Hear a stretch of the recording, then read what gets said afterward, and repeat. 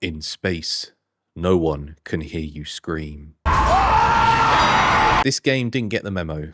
That's right, today we're looking at one of my favourite horror games of all time, Dead Space, originally developed by Visceral Games, an absolute masterpiece of the genre, but you wouldn't know that by looking at the way its publisher EA has treated it over the years, and the series as a whole. If you look at their reports for each game, you'll find that they technically underperformed, even though they sold millions of copies. And that's no exaggeration, each entry in the series has sold millions of copies. Even the remake that released in 2023, which came out well after the series had been on ice for a decade, sold 2 million copies. Now, I don't know about you, but that doesn't strike me as a failure. But because it didn't reach EA's ridiculous target of 5 million copies, it means we'll probably never see a follow-up. And that's just great. And that is why I don't think EA even deserves this IP, which is the crux of today's video. They've treated it like garbage ever since the original release in 2008, and they've shelved the entire series twice. And yet, it's one of their most quality franchises. Make it make sense. I mean, what do they even have right now? Battlefield, which apparently isn't going very well at the moment, and a couple of sports games. Wow. Here's the thing I think EA needs to keep in mind. Dead Space is a horror franchise. It's scary. More scary than Resident Evil, which caters more to a general audience, I would say. Still scary, but less scary than some other horror games out there, unless it's the Beneviento house in Resident Evil Village, or the Baker house in Resident Evil 7, but you get what I mean. Dead Space has darker themes and psychological terror that sticks with you well after you finish playing. That means it's a harder sell for people than, say, an action-focused third-person shooter, and for that reason, horror games don't tend to do as well commercially as other genres, because people are just too scared to pick them up, unless they're Resident Evil, like I said before. I never used to be a horror fan myself, and really, I'm still kind of not. I don't play the really scary horror games, because I didn't like getting scared.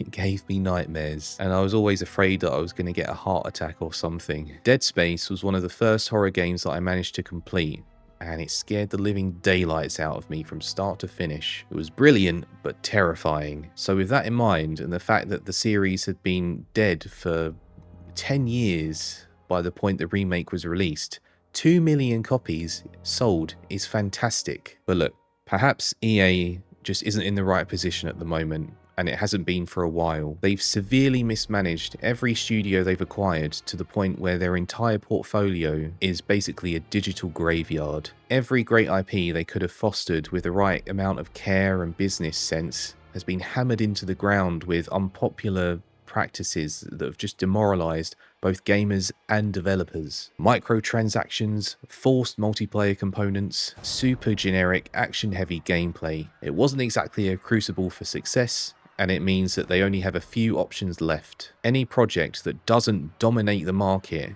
is considered a failure, and so of course, they only greenlight the ones that they think are going to bring in the most cash, like Battlefield. Everything else is dead weight. If Dead Space was owned by another publisher that had been a bit smarter with its business practices, maybe things would be different. Isaac Clarke might have gone on a fair few more adventures, and Dead Space 4, the fabled Dead Space 4, might have been 6 years old at this point. The fact of the matter is that EA has failed Dead Space. They don't deserve it, and honestly, I don't think they ever will. This franchise is too good for them, and because they've put the series back on ice, I thought it would be a good idea to look back at the original game that released in 2008 to see what made it tick, to see what made it so special. Let's actually celebrate this series, because Lord knows EA definitely won't.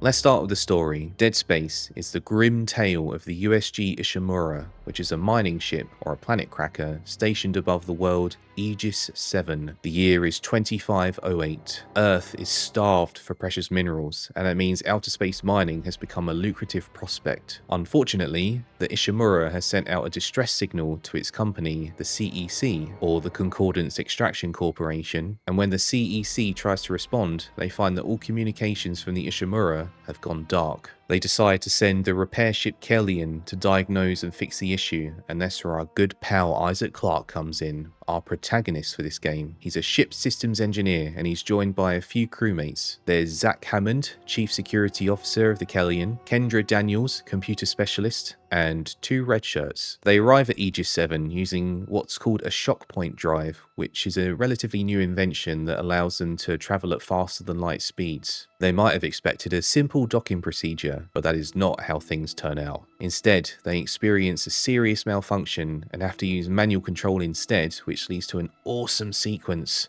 where the blast shields come down over the cockpit windows, and you watch the Kellion crash into the Ishimura's docking bay through a holographic projector like some kind of simulator ride at Disney World. It's just such a great intro to the game. After checking that they're all okay and syncing their rigs with each other, which basically act as their life support and health monitoring systems, they exit the crash ship and investigate the Ishimura. Everything is quiet. There's no crew in sight. But then, as they begin to diagnose the Ishimura's mechanical faults, they're introduced to terrifying creatures called necromorphs. Necromorphs are disgusting alien creatures that have been converted from corpses, which means that every single one you find is a former crew member. They might even be wearing torn remnants of their uniform or bits of body armor. From here, the story goes in wild directions that lead to great set pieces, sickening revelations, and psychological madness. Isaac does have another reason to explore the ship though. His girlfriend, Nicole Brennan, was stationed on the Ishimura as senior medical officer, and her last video message to Isaac implied that things were going very, very wrong. So not only does Isaac have to fix the Ishimura and find out where the necromorphs are coming from, but he also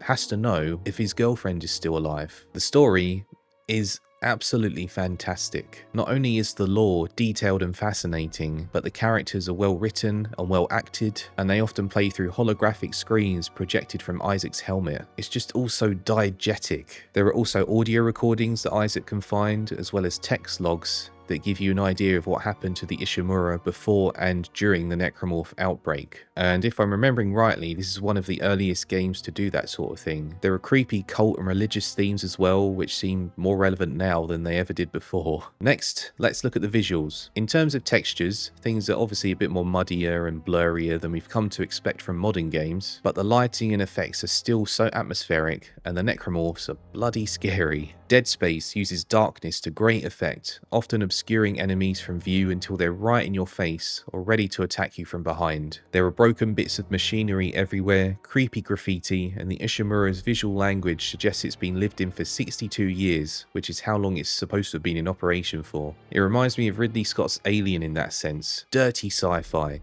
Is that a term? I've no idea, but it is now. And the sound design? Well, let's just say you'll be checking what's behind Isaac on many, many occasions.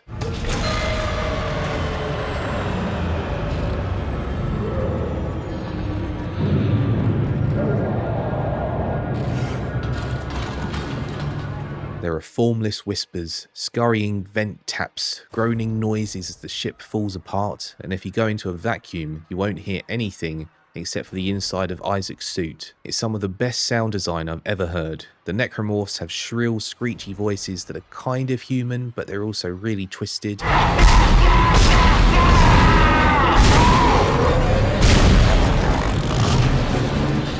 Which makes fighting them not just a physical assault, but also an auditory one. But what about the gameplay? This is a video game after all, it's the most important thing. Does it still hold up? And the answer is a resounding yes. Dead Space was heavily inspired by the original Resident Evil 4, so it has an over-the-shoulder perspective and limited inventory space for weapons, ammo, and medkits. Actually, I'd say it has better controls than Resident Evil 4. In RE4, Leon is a bit like a tank without the ability to strafe, and you need to stop in your tracks to fire a weapon. In Dead Space, the controls are what you'd expect from a modern third-person game. You can strafe and move while aiming. Do the more intuitive controls make the game less scary? Heck no. The game throws necromorphs at you all the time, and they can be quick, so you need those extra reflexes to survive. Plus, like I said before, the visuals and sound design will constantly make you paranoid. Ammo conservation is a thing, but like Resident Evil 4, the game gives you what you need when you need it. There will always be some clips for the plasma cutter around the corner, even if the game makes you think you're going to run out. That's the key thing with Dead Space. On a first playthrough, it can make you feel like you're just barely hanging on, which makes each necromorph encounter a life or death scenario. But it's not all action. There are puzzle elements as well, which involve fixing key areas of the Ishimura through the use of stasis and kinesis. Stasis is the ability to slow down objects and enemies, while kinesis is the ability to throw things around. Not just with Isaac's hand, but with, energy. Both can be used for puzzles and combat. The puzzles that are here aren't too difficult, but they add some nice variety to the moment-to-moment gameplay. And I haven't even mentioned the zero-G or vacuum bits yet, apart from the sound design. But these have gameplay differences as well. Zero-G environments have no gravity, so Isaac has to jump from surface to get to where he needs to go. The remake would give him the ability to fly around these areas with jet boosters, but in the original, it's restricted to jumping from spot to spot. Still, it's a cool mechanic that can really disorient you if you're not careful. Vacuum areas, meanwhile, are parts of the ship that are exposed to the vacuum of space. These can allow Isaac to jump around in zero-G as well, but they have the added mechanic of oxygen levels. Isaac's suit has a built-in oxygen meter that slowly depletes while in a vacuum. Run out of oxygen, and you guessed it, Isaac will die. Thankfully, you can upgrade the amount of air stored in Isaac's suit and find consumable oxygen canisters. Upgrading is done by finding a workbench, of which there are quite a few scattered around the ship, and using power nodes like you would any modern skill tree. Power nodes, by the way, are items you can find while exploring. You can upgrade your maximum health, air, and stasis, as well as your weapons. The problem I have is that some node points don't have any effect other than being a link to the next upgrade, which makes them feel less satisfying. Thankfully, the remake would fix this by making every node point valuable in some way. But I know what you're thinking.